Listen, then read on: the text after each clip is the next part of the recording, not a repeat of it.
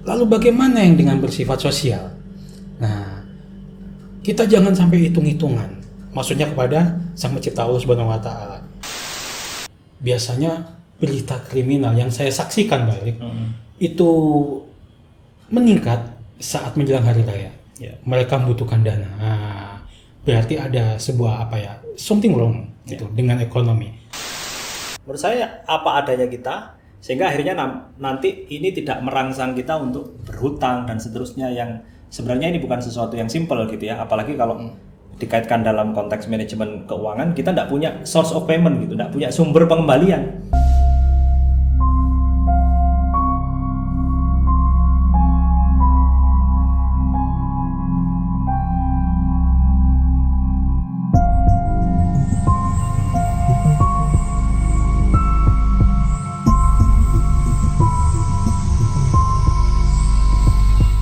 Alhamdulillah. Assalamualaikum warahmatullahi wabarakatuh. Assalamualaikum warahmatullahi wabarakatuh.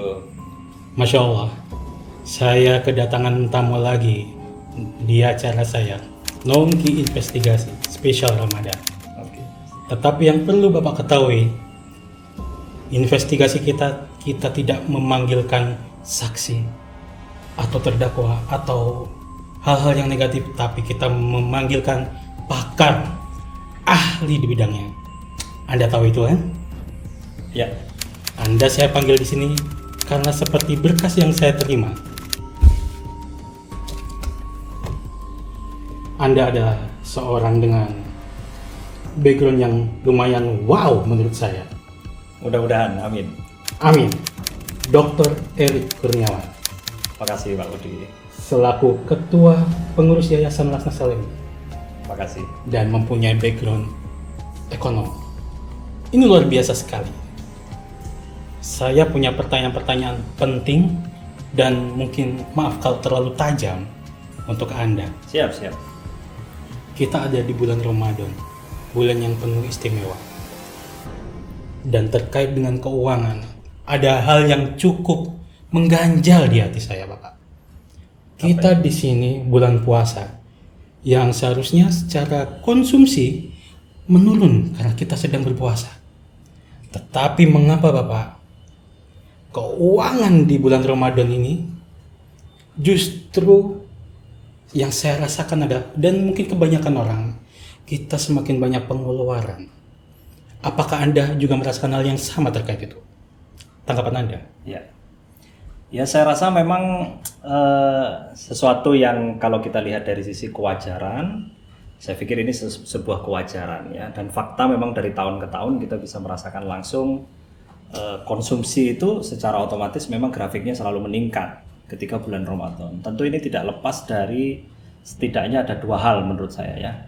Yang pertama secara momentum, memang banyak orang yang mengkomersialisasi momentum Ramadan ini sebagai sebuah peluang bisnis ya, sehingga produsen dalam hal ini ya, berbagai macam entitas-entitas bisnis itu memberikan stimulus-stimulus dalam rangka memang meningkatkan konsumsi masyarakat. Itu yang pertama. Penyebab yang kedua, memang jamak di perusahaan-perusahaan di Indonesia ini, khususnya kalau kita bicara konteksnya di Indonesia, itu memberikan insentif dalam bentuk THR ya, atau bentuk kompensasi tambahan pendapatan lainnya, yang secara otomatis itu akan memberikan rangsangan kepada masyarakat kita untuk meningkatkan konsumsi. Jadi kalau pertanyaannya wajar atau tidak, saya pikir ini sesuatu yang wajar begitu ya. Tapi kalau nanti pertanyaannya lebih dalam lagi terkait dengan hal-hal lain, mungkin silakan nanti bisa dieksplor. Kira-kira begitu mungkin Pak Budi. Masya Allah. Ya. Ini penting. Saya catat.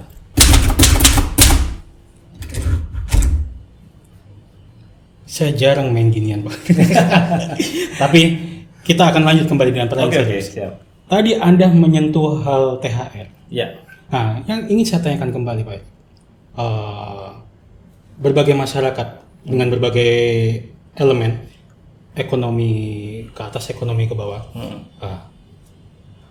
Mungkin yang ekonomi ke bawah ini THR-nya juga nggak terlalu besar. Dapat. Iya. Nah, pertanyaan saya, apakah THR memang seharusnya untuk digunakan kebutuhan hari raya, Pak Erik? Apakah, maksudnya dalam hal begini, idealkah ketika THR itu misalkan kebutuhan hari raya, kita potong THR-nya untuk apa namanya, kita tabung atau investasi atau apapun yang nanti kebutuhan bulan depan bisa menunjang kehidupan mereka. Begitu. Maksudnya di sini, Mail. Ya. Apakah untuk kebutuhan hari raya, ya pakai saja uang THR itu, maksudnya Habiskan gitu ya. habiskan begitu. Nah, seberapa banyak kamu punya, yang banyak kamu dapat, karena pekerjaan mungkin bukan yang yang tinggi mungkin, Ya. tehnya sedikit, ya itu aja. Jangan sampai mengambil uang dapur yang lain misalkan seperti itu. Ya. Idealnya bagaimana Pak ini? Jadi begini Pak Budi ya, saya pikir ini tidak lepas dari spirit yang dibangun oleh Rasulullah dengan para sahabat pada zaman itu. Yup.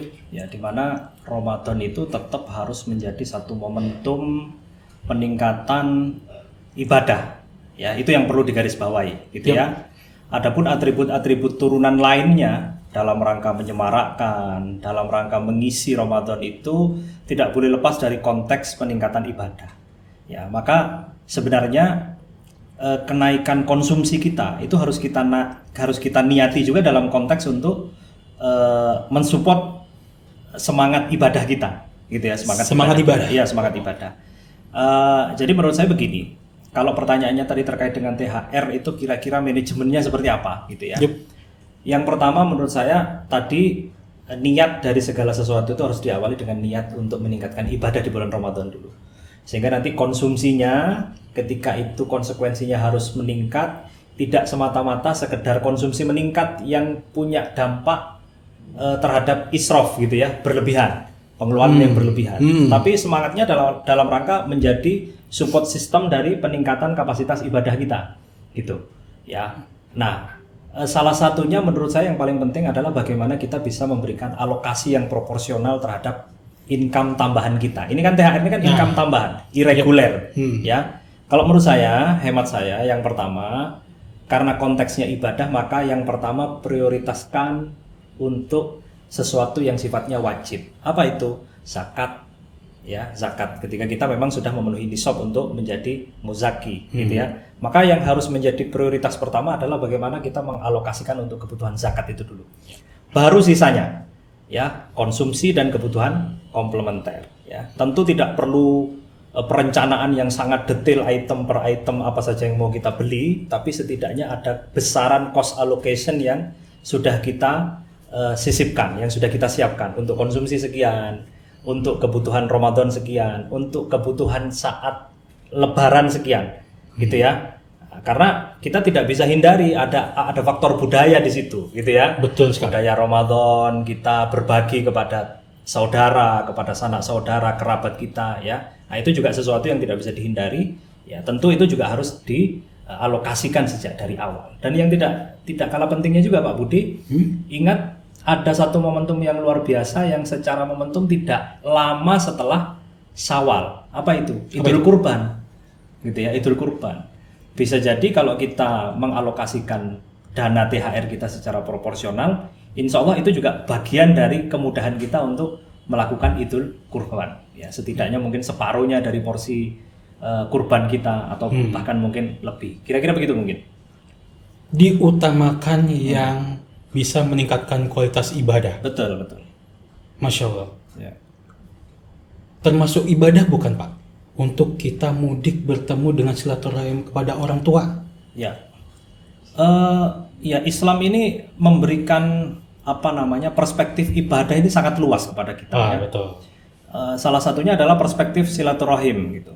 Bagaimana tradisi mudik ini sebenarnya ketika kita maknai dalam konteks yang sangat positif, tentu ini adalah sebuah tradisi budaya yang hemat saya sangat positif. Kenapa? Karena ini menjadi satu momentum menyambung tali silaturahim kita, khususnya kepada orang tua, kerabat dekat, sanak saudara dan seterusnya. Yang ini yang menjadi nilai yang begitu luar biasa karena ada unsur silaturahimnya tadi. Mungkin 1 tahun kita sibuk bekerja di kota, gitu ya. 1 tahun mungkin kita dengan berbagai macam kesibukan tidak sempat bercengkrama dengan keluarga inti kita, ya, khususnya orang tua dan seterusnya. Sehingga ini menjadi satu momentum yang menurut saya luar biasa, gitu.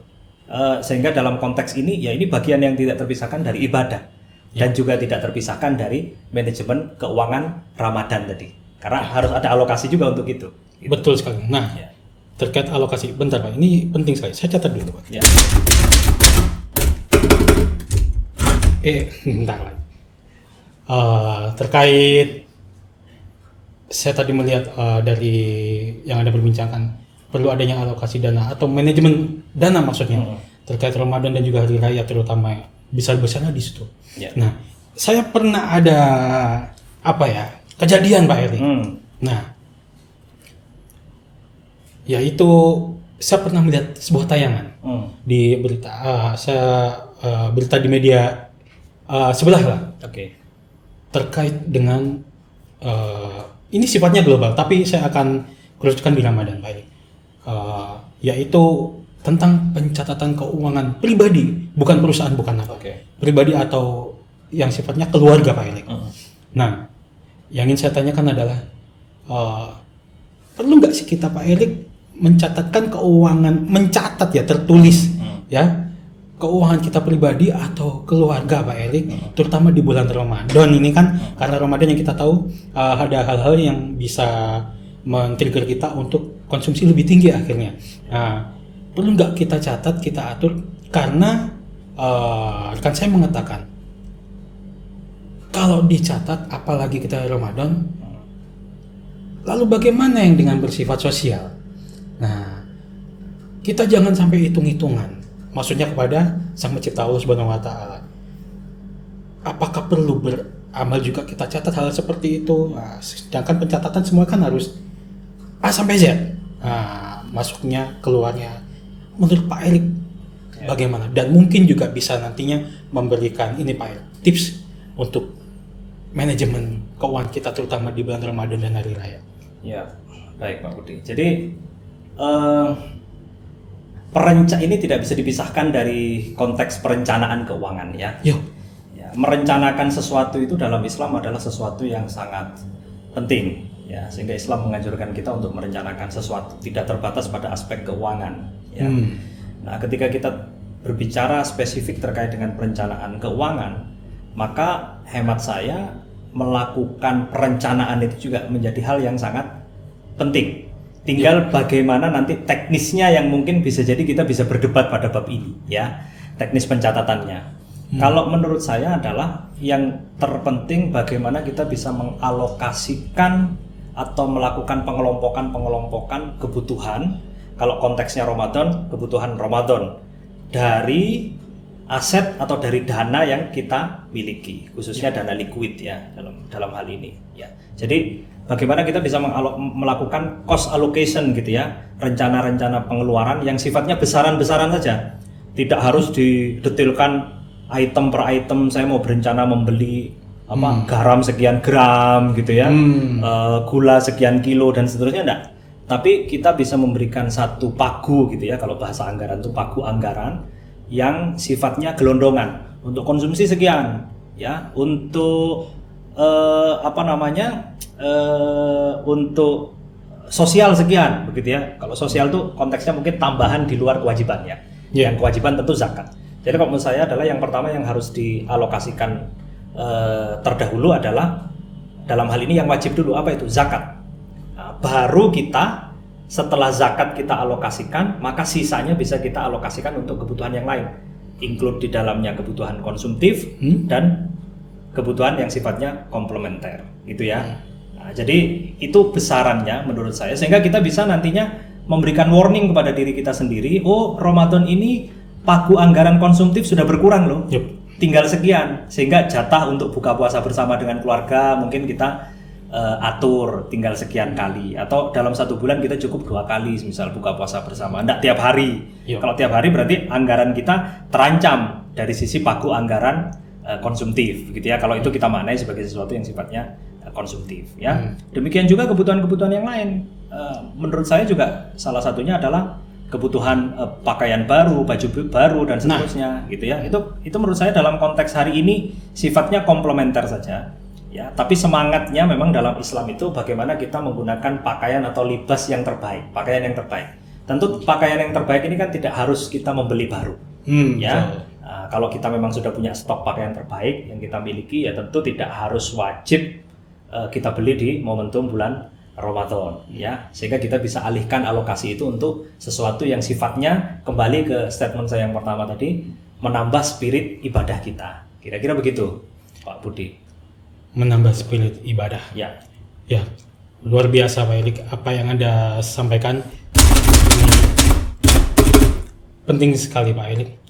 Dan background Anda sebagai ekonom mampu menjawab apa yang telah saya tanyakan. Terima kasih. Namun Pak Erik,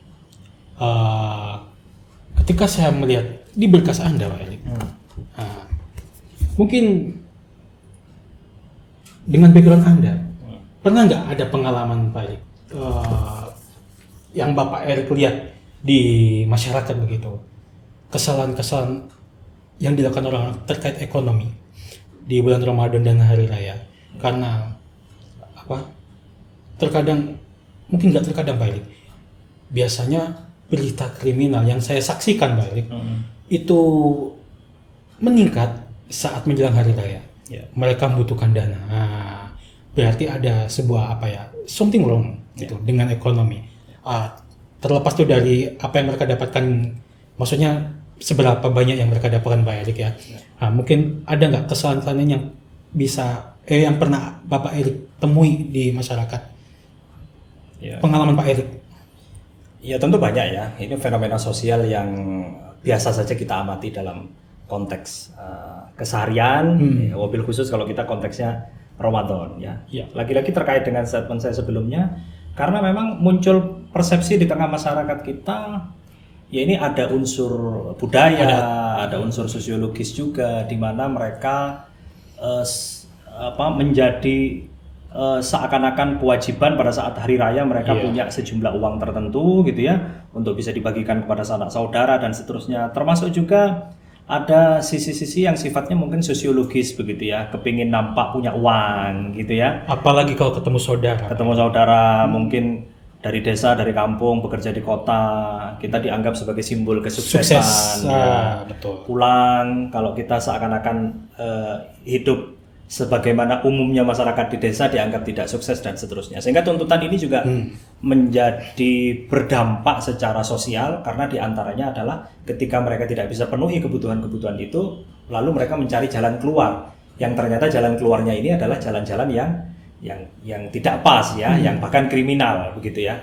Sebagiannya juga karena memang perilaku konsumsi yang impulsif ya, perilaku konsumsi yang berlebihan begitu. Kenapa? Karena memang Ramadan tuh banyak orang yang secara umum memang ingin meningkatkan omsetnya dan seterusnya, sehingga stimulus-stimulus, rangsangan-rangsangan kita untuk berbelanja secara impulsif itu tinggi gitu ya, sehingga akhirnya besar pasak daripada tiang ya.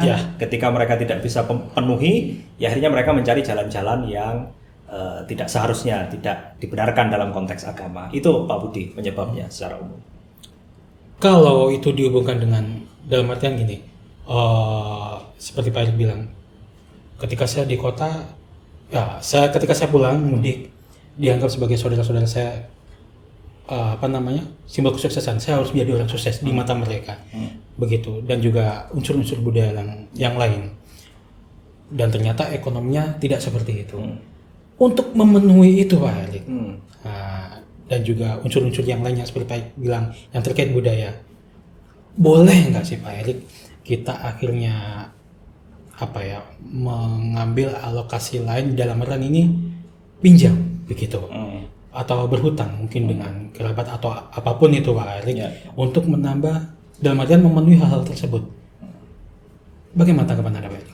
Ya, secara prinsip hutang itu sebenarnya bukan dalam konteks konsumtif ya, anjurannya, tapi kecuali memang kita berada dalam kondisi yang kekurangan ya. Ini dalam konteks hutang memenuhi kebutuhan daruriyat kita ya, makan dan seterusnya.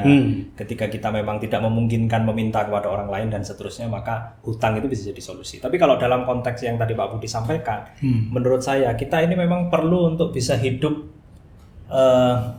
ala kadarnya gitu ya, hidup sebagaimana mestinya. Tidak perlu kita tampil di di luar seharusnya kita tampil, gitu ya. Ingin kelihatan sebagaimana orang punya persepsi terkait dengan kita. Nggak perlu. Menurut saya apa adanya kita, sehingga akhirnya nanti ini tidak merangsang kita untuk berhutang dan seterusnya, yang sebenarnya ini bukan sesuatu yang simple gitu ya. Apalagi kalau dikaitkan dalam konteks manajemen keuangan, kita nggak punya source of payment gitu, nggak punya sumber pengembalian, sehingga nanti ini gulung.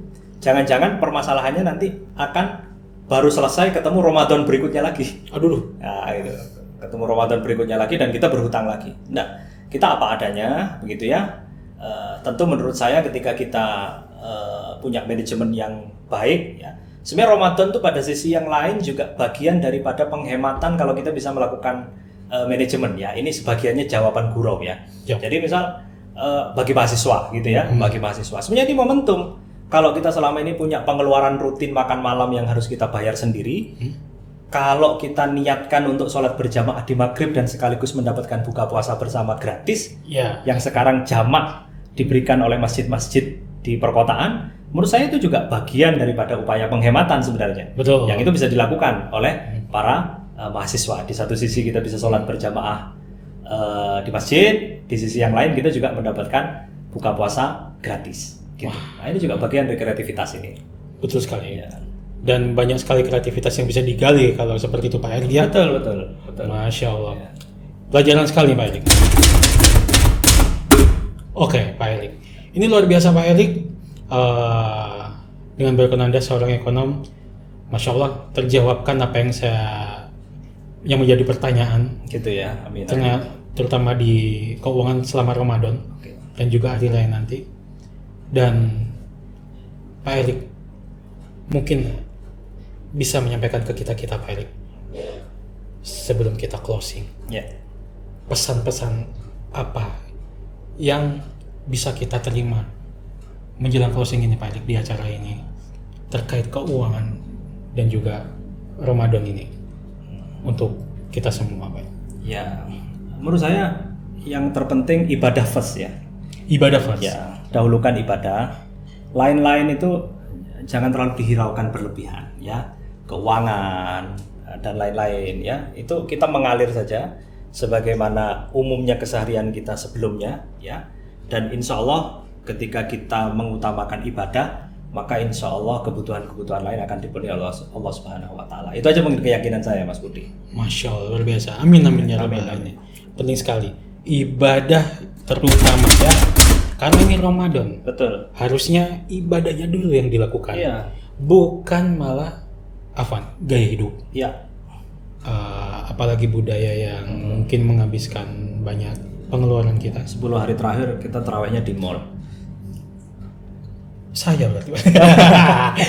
Kita kembali Pak. Ya, tapi sekarang saya kurangi Pak. Oke. Betul, 10 hari terakhir terutama malah banyak orang di mall. Disitulah sebenarnya godaan datang Pak ya. Bisa dibilang seperti itu. Betul. Kita malah menghilangkan jamaah isya dan tarawihnya untuk memenuhi kebutuhan-kebutuhan yang seharusnya itu bukan utama. Betul.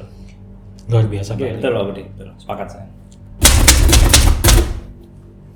Nice Pak Erik atas jawaban-jawabannya. Terima kasih sekali. Sama-sama. Kita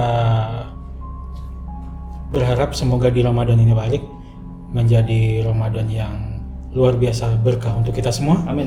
Semoga amal ibadah saya Pak Erik dan juga yang menonton ini diterima Allah Subhanahu wa Ta'ala, wabil khusus ibadah selama Ramadan. Amin. Terima kasih Pak Erik untuk waktunya. Terima kasih. Assalamualaikum warahmatullahi wabarakatuh. Warahmatullahi wabarakatuh.